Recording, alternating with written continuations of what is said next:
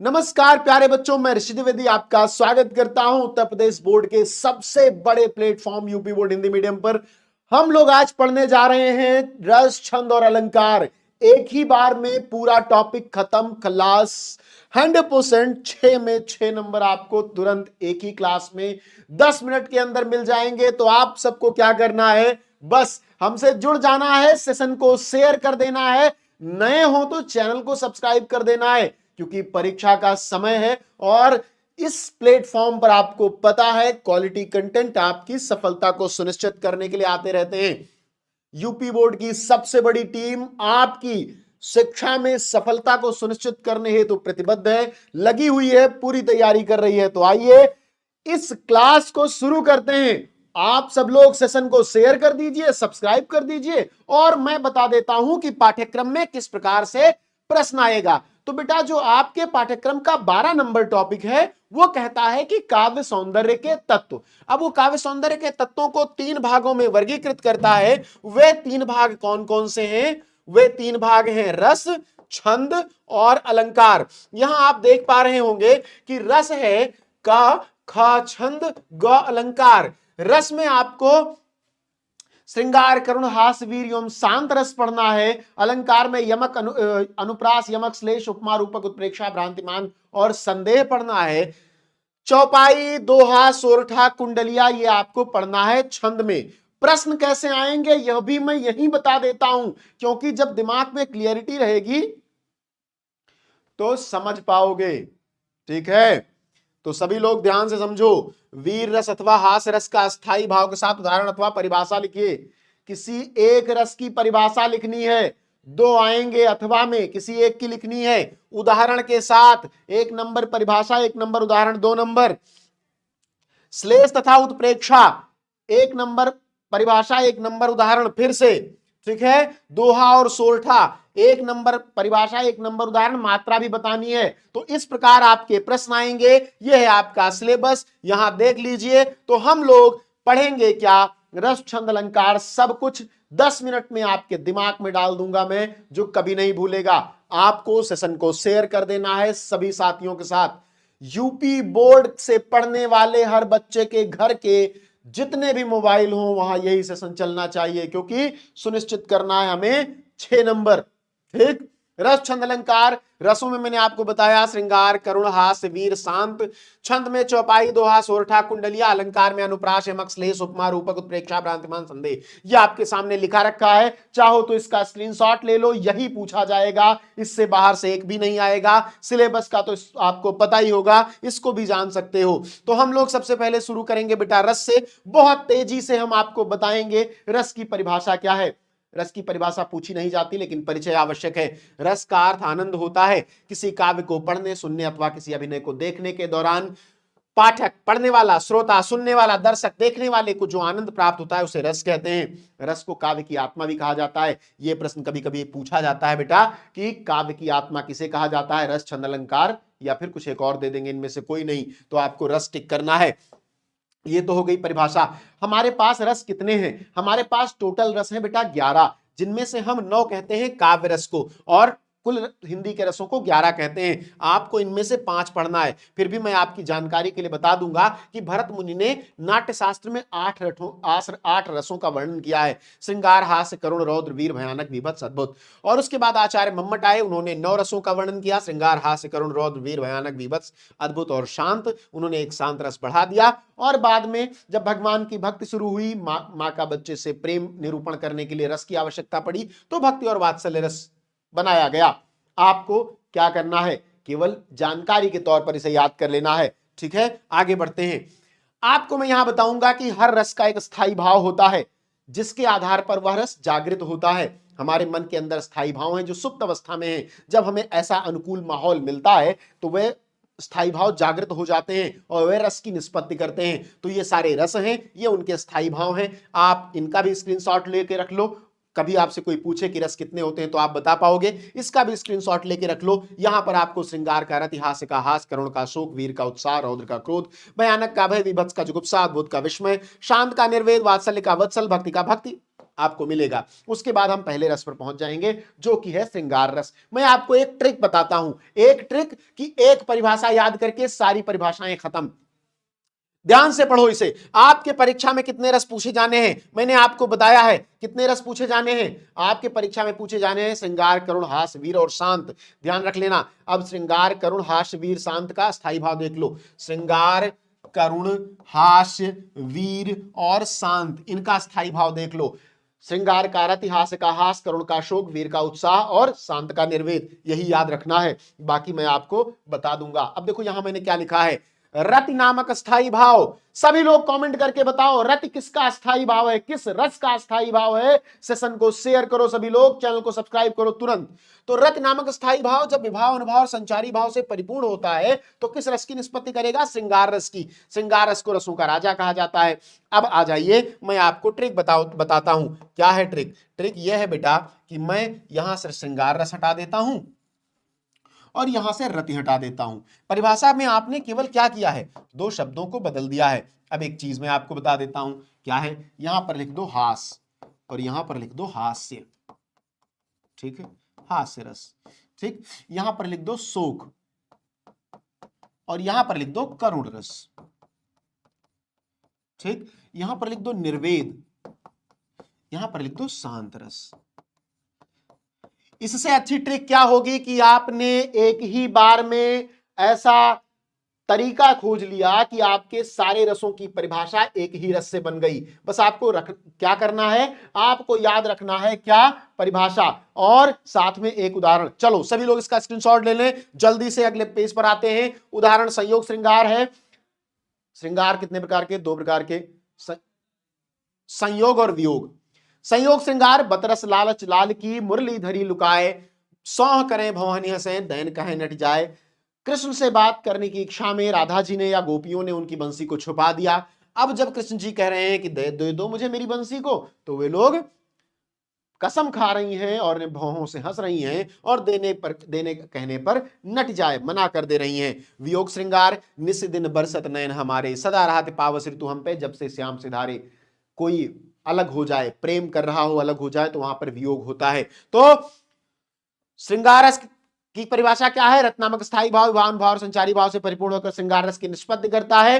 कितने प्रकार का होता है श्रृंगार रस? दो प्रकार का, संयोग और वियोग। परिभाषा मैंने आपको बता दी। अगले रस पर चलते हैं, हास्य रस। सभी लोग इसको बहुत ध्यान समझ लो, यही आपकी परीक्षा में आएगा और यही लिखना है। हास नामक स्थायी भाव जब विभावन भाव और संचारी भाव से परिपूर्ण हो रस की निष्पत्ति करता है तो उस रस को हास्य रस कहते हैं। आपको तो पता ही चल चुका है, परिभाषाएं तो क्लियर हैं। एक उदाहरण है, कहा बंदर ने बंदरिया से, चलो नहाने चले गंगा, बच्चों को छोड़ेंगे घर पे, होने देंगे हुड़दंगा। एक उदाहरण हर रस का याद कर लो, खत्म। ये रस भी खत्म। कितनी तेजी से हमें याद हो रहा है। करुण रस, शोक नामक स्थायी भाव जब विभावन भाव और संचारी भाव से परिपूर्ण हो रस की निष्पत्ति करता है तो उस रस को करुण रस कहते हैं। ध्यान रखना है, जो बदलाव मैंने बताया वही बदलाव आपको रखना है। रही खरकती हाय सुलसी, पीड़ा और दशरथ में। अब उदाहरण तो आप अपने तरफ से लिख सकते हो, उदाहरण जो आपको याद आए वो लिख दो, लेकिन ये एक उदाहरण याद करके रखना है। ऐसे है बेटा वीर रस, उत्साह नामक स्थायी भाव। तो आपको क्या फोकस करना है? स्थायी भाव पर और रस के नाम पर। यही बदलते जाओगे, परिभाषा बदलती जाएगी। इसका उदाहरण क्या होगा? वीर तुम बढ़े चलो, धीर तुम बढ़े चलो, सामने पहाड़ हो, सिंह की दहाड़ हो, तुम कभी रुको नहीं, तुम कभी झुको नहीं। रस क्लियर है। शांत रस पर आ जाते हैं, फिर वही बात, निर्वेद और शांत, यही तो बदलना है। उदाहरण देख लीजिए सभी लोग, एक स्क्रीनशॉट जो भी आप चाहें, इसको रखना चाहें रख सकते हैं। कोशिश करूंगा कि इसकी पीडीएफ आप लोगों को मिल जाए। आप सभी लोग जिन्होंने टेलीग्राम पर नहीं ज्वाइन किया वे जाकर के सर्च करेंगे यूपी बोर्ड हिंदी मीडियम, आपको टेलीग्राम चैनल मिलेगा, आप ज्वाइन कर लेंगे। हमारी जो क्लासेस होती हैं उनकी भी नोटिफिकेशन वहां आती है, क्लासेस की लिंक आती है, साथ ही क्लास के बाद जो इंपॉर्टेंट पीडीएफ होती है वो भी वहीं शेयर की जाती है। ठीक है, तो माटी कहे कुमार से तू क्या रोंदे मोए, एक दिन ऐसा आएगा मैं रो दूंगी तो रस हमारा हो गया, रस की परिभाषा हो गई। बहुत सरलता से आपने समझ लिया। इतने रस आपकी परीक्षा में आने वाले हैं, आप उसको ध्यान से पढ़ लेंगे। उसके बाद हम आ जाते हैं छंद पर। अब देखो बेटा, हमने जाना था कि छंद हमारे यहाँ कौन कौन से हैं। चौपाई है, सोरठा है, दोहा है और कुंडलिया है। देखो चौपाई, दोहा, सोरठा, ये तीनों बहुत सरल है। कुंडलिया थोड़ा बड़ा है, तो आप चाहो तो कुंडलिया को पढ़ो, चाहो तो तीनों को पढ़ के आप तीनों तीन, अगर चौपाई, दोहा, सोरठा, ये तीनों आपने याद कर लिया तो चौथा पढ़ने की आवश्यकता ही नहीं, आपके पेपर में ये तीन ही आएंगे। दोहा छंद का सामान्य अर्थ क्या है? बंधन। ये परिभाषा है आपकी जानकारी के लिए। मात्रा, तुक, लय, विराम और वर्ण आदि के नियमों से बनी वाक्य रचना को छंद कहते हैं। छंदों की रचना और गुण अवगुण के अध्ययन को छंद शास्त्र कहते हैं। छंद शास्त्र के प्रणेता पिंगल नाम के ऋषि को माना जाता है, अतः इसे पिंगल शास्त्र भी कहते हैं। ये तो हो गई आपके लिए जानकारी। अब हम आगे बढ़ते हैं और देखते हैं परीक्षा की दृष्टि से इंपॉर्टेंट जो हमारे छंद हैं। अब देखो यहां पर चौपाई छंद है पहला, इसकी परिभाषा समझ लो। यह एक सममात्रिक छंद है क्योंकि इसमें 4 चरण होते हैं और प्रत्येक चरण में बराबर मात्राएं होती हैं, तो यह सममात्रिक छंद हो जाएगा। इसके हर चरण में, अब सममात्रा मतलब समान मात्रा, 16 मात्राएं होती हैं। तुक पहले चरण की दूसरे और तीसरे चरण का चौथे से मिलता है। तुक क्या होता है? जैसे यहां पर नासी है, यहां पर प्रकाशी है, यहां पर सकुचाने हैं, यहां पर लुकाने हैं, तो एक जैसे शब्दों का आना तुक है। यति हर एक चरण के अंत में होती है। यति क्या होता है? विराम, रुकना। जैसे मैं पढ़ रहा हूं इसे, नृपन केर यासा निस नासी, यहां रुकूंगा तो इसे यति कहेंगे। तो हर एक चरण के बाद यति होगी और पहले का दूसरे से, तीसरे का चौथे से क्या होगा? तुक मिलेगा। यह परिभाषा और उदाहरण आप याद कर लो, यही आपको परीक्षा में लिख देना है। ठीक है, आगे बढ़ते हैं। दोहा छंद परिभाषा और पहचान, तो यह एक अर्धसममात्रिक छंद है। अब अर्धसममात्रिक क्या होता है? छंद में 4 चरण होते हैं, इसमें क्या होगा? दूसरा और चौथा चरण, पहला, दूसरा, तीसरा, चौथा। तो इसमें जो दूसरा और चौथा चरण है बेटा, इसमें कितनी मात्राएं हैं? 11-11, और पहले और दूसरे में 13-13। तो आधे में बराबर मात्रा, आधे में बराबर मात्रा मतलब आधा समान, आधा समान, तो अर्धसममात्रिक छंद हो जाएगा। विषम चरणों में पहले और तीसरे में 13-13 मात्राएं जो मैंने आपको बता दी। तुक दूसरे चरण का चौथे चरण से होता है। अब देखो दूसरा चरण अधीर है तो इसका चौथे चरण से नीर से होगा। अब अधीर और नीर एक जैसा है तो तुक, तुक आप जानते हो, तुकांत जिसे कहते हैं। ठीक है, यति हर एक चरण के अंत में होगी। कारज धीरे होत है, काहे होत अधीर, हर चरण के बाद आप रुक रहे हैं तो ये विराम है। यति का अर्थ क्या होता है? विराम होता है। देखो ये परीक्षा के लिए बहुत उपयोगी है बेटा, और इतना ही पढ़ना है, ज्यादा पढ़ने की कोई आवश्यकता है नहीं क्योंकि सिलेबस में ही इतना है। सोरठा छंद को देख लो। अब सोरठा क्या है? सोरठा ठीक दोहे का उल्टा छंद होता है, तो यह अर्धसममात्रिक होगा ये भी, क्योंकि पहले यहां 11-11 था, अब यहां 13-13 हो जाएगा। इन दोनों में अब 13-13 मात्राएं हो जाएंगी। सम चरणों अर्थात दूसरे और चौथे में 13-13, और विषम चरणों अर्थात पहले और तीसरे में 11-11 मात्राएं होती हैं। जिह सुमिरत सिद्ध होए, गणनायक करिवर वदन, करहु अनुग्रह सोय, बुद्धिरासि गुण शुभ सदन। एक बात जो आपको जाननी चाहिए, मात्रा गणना कैसे करेंगे? मात्रा गणना तो मैं आपको बता देता हूं बेटा, मात्रा गणना बहुत आसान है। छोटा, छोटी, छोटा ऊ और री, छोटा री, इन सब पर एक मात्रा लगती है। ठीक है, बड़ा, बड़ी ई, बड़ाऊ, बड़ा री, जो कि हिंदी में होता ही नहीं है, बड़ा री, ए, आए, ओ, औ, इन पर 2 मात्रा होती है। तो जहां ये 1 मात्रा, यहां 2 मात्रा, आप गणना जानते हैं, आप गणना कर लेंगे। चलिए अगले पर आ जाते हैं। कुंडलिया छंद। कुंडलिया विषम मात्रिक छंद, इसमें 6 चरण होते हैं, 2 चरण दोहा, और उसके बाद 4 चरण रोला के होते हैं। अब देखो इनमें कंफ्यूजन है थोड़ा सा, इसीलिए मैं कह रहा था कि अगर ये आप नहीं भी पढ़ोगे और आपको दोहा, सोरठा और चौपाई ये तीनों पता है तो आप आराम से अपना, क्योंकि अथवा करके आता है ना, और करके, एक यहां एक यहां, तो मान लो कुंडलिया आया भी है तो उसके साथ एक और आएगा और आप सॉल्व कर लोगे। तो इसको चाहो तो पढ़ लो, इसको रट लो, नहीं रटना है तो इसको छोड़ दो। अब आ जाओ अलंकार पर। अलंकार में पहला है बेटा, अलंकार किसे कहते हैं? तो जिस प्रकार आभूषण मनुष्यों की शोभा बढ़ाते हैं, उसी प्रकार शब्दों और अर्थों के माध्यम से चमत्कार उत्पन्न करने वाले तत्वों या शब्दार्थों को अलंकार कहते हैं। अलंकार के कितने प्रकार के होते हैं? तो आपकी परीक्षा में 2 अलंकार हैं। शब्दालंकार, इनके अंतर्गत आपको अनुप्रास, यमक और श्लेष पढ़ना है। अर्थालंकार, इनके अंतर्गत उपमा, रूपक, उत्प्रेक्षा, भ्रांतिमान और संदेह पढ़ना है। आइए जल्दी जल्दी अलंकार की परिभाषाएं देखते हैं और उदाहरण देखते हैं। कुछ भी नहीं है, एक एक लाइन की परिभाषा है, यहां पर कुछ भी समझने जैसा नहीं है बेटा। हमें चाहिए पूरा नंबर, हमें कम समय में पूरा नंबर मिले, ये मैं चाहता हूं आपके लिए। ठीक है, तो आप सभी लोग सेशन को शेयर करोगे, चैनल को सब्सक्राइब करोगे, और आप बहुत ध्यान से एक एक स्लाइड को, एक एक पेज को बहुत आराम से पढ़ोगे। स्क्रीनशॉट लेके रखना है, रख लो। पीडीएफ आपको मिल जाएगी, अगर आपने चैनल सब्सक्राइब कर रखा है टेलीग्राम पर, कर लेना, मिल जाएगी, बिल्कुल मिल जाएगी, भिजवा दूंगा मैं। शब्दालंकार तो सबसे पहले अनुप्रास, यमक और श्लेष देखते हैं। अनुप्रास अलंकार क्या है? जहां पर किसी व्यंजन वर्ण की आवृत्ति होती है। कितनी बार पढ़ चुके हो, मैंने ही तो कईयों बार पढ़ाया है। तरन तनुजा तट तमाल तरुअर बहुछाए। अब देखो यहां पर त देखो त तरन तनुजा तट तमाल तरुअर बहुछाए, अनुप्रास होगा। कोमल कलाप कोकिल कमनी कूकती थी, अनुप्रास होगा। रघुपति राघव रागजा राम, अनुप्रास होगा। हर जगह रा रा रा का ता रिपीट हो रहा है, तो अनुप्रास क्लियर हो गया। एक बार इसका स्क्रीनशॉट लेके रख लो। आगे बढ़ते हैं, ये तो बहुत सरल है। दूसरा यमक भी बहुत सरल है। जब एक ही शब्द दो या दो से अधिक बार आए, अर्थ अलग अलग हो, तो वहां पर यमक अलंकार होता है। किसको उदाहरण याद नहीं है? कनक कनक ते सौगुनी मादकता अधिकाय, या खाए बोराए जग वा पाए बोराए। ठीक है। उसके बाद काली घटा का घमंड घटा।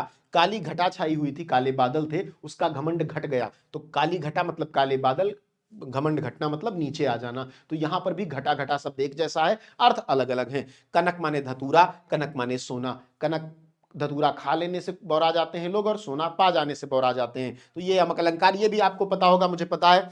अगले पर चलते हैं बेटा, श्लेष अलंकार। जहां पर कोई एक शब्द एक ही बार आए, शब्द एक बार आ रहा है और इन तीनों शब्दों के लिए उसके अर्थ अलग अलग होंगे, वहां पर श्लेष अलंकार होगा। यहां एक शब्द आ रहा है, कवि व्यभिचारी चोर। देखो, पानी गए न उबरे मोती मानुष चून। तो मोती के लिए पानी का क्या अर्थ है? चमक। मानस के लिए, मानस मतलब मानुष, मानुष, मोती मानुष चून, मानुष के लिए मर्यादा या सम्मान। चूना के लिए उसकी मृदुता, मृदुता। ठीक है, मृदुता, उसका मुलायम होना। ठीक है। अब यहां सुवर्ण है, सुवर्ण को खोजत फिरत कवि व्यभिचारी चोर। कवि के लिए सुवर्ण का अर्थ है सुंदर रचना, सुंदर रचना। व्यभिचारी के लिए है सुंदर स्त्री।